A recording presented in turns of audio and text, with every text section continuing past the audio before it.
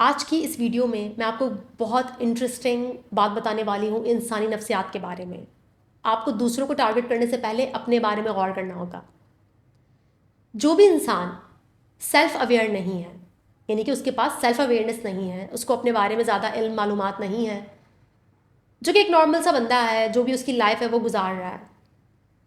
अब वो इंसान जो बाहर से दिखता है, जैसे उसकी शख्सियत है, जैसे उसकी पर्सनालिटी है, जो उसका अपीयरेंस है, जो उसने अपना एक इमेज बनाया हुआ है, वो उसकी एक साइड है जो वो सबको दिखाता है।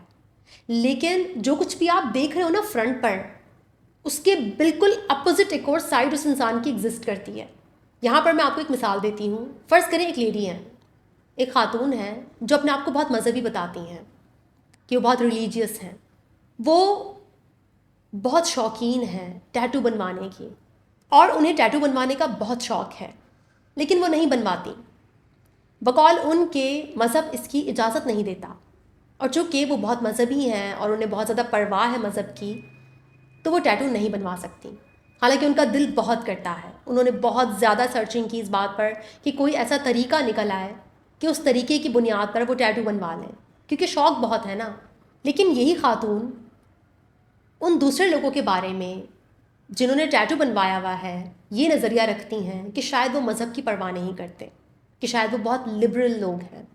अब ये जो खातून है ये सेल्फ़ अवेयर नहीं है। सेल्फ़ अवेयरनेस बहुत ज़रूरी है।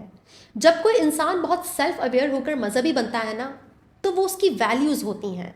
अगर वो बहुत सेल्फ़ अवेयर इंसान है और वो टैटू नहीं बनवा रहा, बहुत ट्रॉमेटाइज नहीं है, अपने ट्रॉमा को हील कर चुका है, बहुत अच्छे से जानता है अपने बारे में, अपने शैडोज़ देखता है, अपने बारे में बहुत अच्छे से वाकिफ़ है, अपने आप से, अपनी ज़ात से, अपनी कमियों से, अपनी खामियों से, तो ऐसा इंसान जब कहता है कि यार मैं अपने रिलीजन की वजह से टैटू नहीं बनवा रहा, तो इसका मतलब ये होता है कि वो वाकई में इस बात को समझता है, तभी वो नहीं कर रहा, और उसे वाकई में रिलीजन से बहुत मोहब्बत है।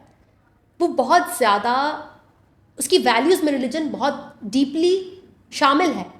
लेकिन जब आप किसी इंसान को जानते हैं कि यार ये इतना सेल्फ़ अवेयर नहीं है, इसको अपने इमोशंस का, अपने आप का इतना इल्म नहीं है, इसको ट्रॉमा है, इसकी लाइफ को, इसकी पर्सनालिटी को देखकर पता चलता है कि इसको ट्रॉमा है, इसके घर वालों को देखकर पता चलता है कि इनके घर में कितना डीप जनरेशनल ट्रॉमा है, तो समझ जाइए कि वो इंसान रिलीजन को सहारा बनाता है, उसको इस्तेमाल करता है। किस लिए? अपने गिल्ट, अपने शेम को छुपाने के लिए। किस चीज़ का शेम है उसे? उसे बहुत मुमकिन है उन एक्टिविटीज़ का शेम हो जिसके बारे में रिलीजन बहुत ज़्यादा सख्त कवानीन पेश करता है। बहुत मुमकिन है ऐसे इंसान के बहुत सारे अफेयर्स हों। बहुत मुमकिन है ऐसा इंसान सेक्सुअल एक्टिविटीज़ में इन्वॉल्व हो। बहुत मुमकिन है वो पोर्नोग्राफी में इन्वॉल्व हो। बहुत मुमकिन है कि वो झूठ बोलता हो, वो चोरी करता हो, वो दगा करता हो, बहुत कुछ कर सकता है।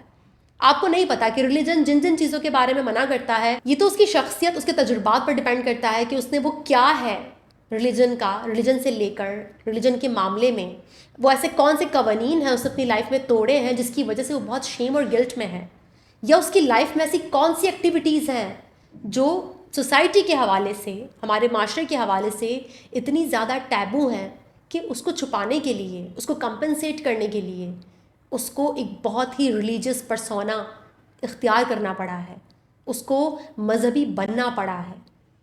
तो याद रखिएगा अपनी ज़िंदगी में आप जब भी लोगों से मिलें, आपका बॉयफ्रेंड हो सकता है, आपकी गर्लफ्रेंड हो सकती है, आपकी बीवी हो सकती है, आपके शौहर हो सकते हैं, आपके रिलेटिव्स, दोस्त, कोई भी हो सकता है। आप देखें कि क्या ये बंदा सेल्फ अवेयर है। अगर वो सेल्फ अवेयर इंसान है, वो एक समझदार इंसान है और वो तब किसी चीज़ को फॉलो करता है, तो इसका मतलब ये है कि ये उसकी वैल्यूज़ में शामिल है।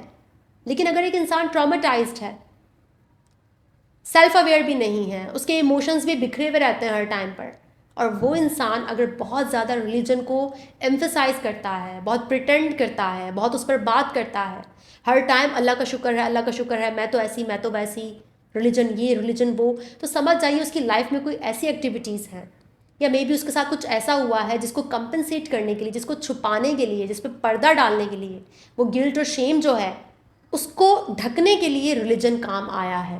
ज़रूरी नहीं है कि रिलीजन ही हो। बहुत से लोग बहुत सी चीज़ों का सहारा ले सकते हैं, बहुत सी पॉलिटिकल आइडियोलॉजीज़ का सहारा ले सकते हैं, बहुत सारी फिलॉसफिकल आइडियोलॉजीज़ का सहारा ले सकते हैं, लेकिन सहारा लेते ज़रूर हैं। दूसरों पर गौर करने से पहले खुद पर गौर करिएगा कि आप में वो ऐसा क्या है जिसे अक्सर छुपाने के लिए आप कुछ चीज़ों का जो रूप है वो धारण कर लेते हैं। जी हाँ, आप वो अवतार धारण कर लेते हैं, लेकिन दरअसल आप वो हैं नहीं। दूसरों को जज करने से पहले, दूसरों पर उंगली उठाने से पहले अपने अंदर, अपने ऊपर रिफ्लेक्ट कीजिएगा कि वो क्या है जिसका आप बहुत प्रचार करते हैं, जिसको आप शो करते हैं, लेकिन वो आपकी शख्सियत का हिस्सा नहीं है। अब एक और जनाब है, फ़र्ज़ करें, जो बहुत ज़्यादा क्रिटिसाइज़ करते हैं माशरे को, औरतों को ख़ासकर, मर्दों को भी, कि ये सब सेक्स के भूखे हैं, इन सबको तो बस यही चाहिए, ये सब लस्टफुल हैं, ये सब ऐसे हैं वैसे हैं। हर किसी को अपनी तनकीद का निशाना बनाते हैं, लेकिन यही जनाब छुप कर अपनी ही लाइफ में एडिक्ट हैं। किसके? पोर्नोग्राफी के। अपना कोई रियल लाइफ में रिलेशनशिप नहीं है, तो जिनका है उनके बारे में बुरा बोलते हैं, उनके बारे में टॉक्सिक अंदाज में बात करते हैं, उन्हें जज करते हैं, क्योंकि ख़ुद के पास तो है नहीं, शिद्दत से चाहिए भी, इजहार भी नहीं करना क्योंकि वो तो शैडो है। तो किस तरह से फिर एक्सप्रेस करना है? दूसरों को जज करना है। और छुपकर क्या करना है? छुपकर सारा दिन पोर्नोग्राफी देखनी है। तो अगर आप इस तरह से करते हैं, आपके लिए मौका है रिफ्लेक्शन का। शेम नहीं कर रहा आपको यहाँ पर। हर इंसान के अंदर शैडोज़ पाए जाते हैं। रिफ्लेक्ट कीजिए, वो क्या है जो आप दूसरों की पर्सनालिटी में तो जज करते हो, लेकिन वो आपका अपना शैडो है। जब आप अपने शैडोज़ को एक्सेप्ट करते हो, सरेंडर करते हो उसके आगे, आप उस पर जर्नलिंग करते हो, अपने थेरेपिस्ट से बैठकर उसके बारे में बात करते हो, चाहे वो सेक्सुअलिटी है, चाहे वो आपकी कोई भी एक्टिविटीज़ हैं, सीक्रेट एक्टिविटीज़ हैं, आपके इमोशंस हैं, शेम है, आपके अपने टैलेंट्स हैं जिनको आपने सप्रेस किया हुआ है या रिप्रेस किया हुआ है। जब आप उसके बारे में बात करते हो अपने थेरेपिस्ट के साथ, तो वहाँ पर चेंज आना शुरू होता है।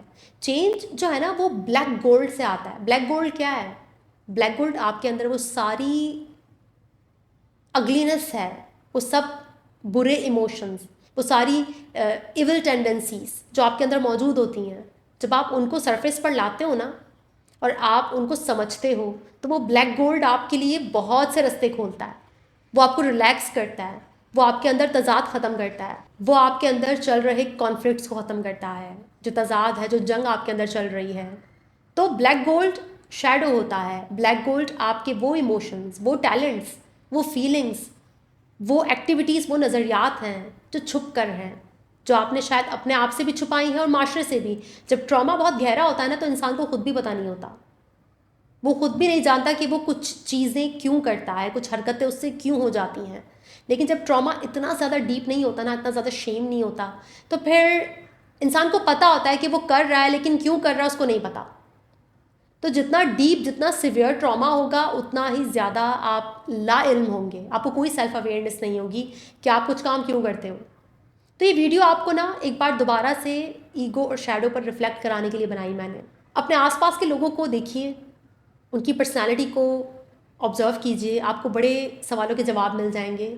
अपने आसपास वालों की शख्सियत टटोलने से पहले अपनी शख्सियत पर गौर कीजिए, क्योंकि उनकी शख्सियत के बारे में कुछ भी जानकर आपको कुछ नहीं मिलने वाला। अगर अपने बारे में जान लिया ना, तो फ़ायदा हो जाएगा, आपका फ़ायदा हो जाएगा। और फिर दूसरों के बारे में जानना भी अच्छा रहता है। आपको पता चलता है कि लोग कैसे बिहेव करते हैं, उनकी क्या इंटेंशंस हैं, कैसे वो जो नज़र आते हैं वो होते नहीं हैं, जो दिख रहे हैं उसके भी पीछे एक पर्सनालिटी है, जो उनकी रियल पर्सनालिटी है, जो उन पर बहुत हावी है।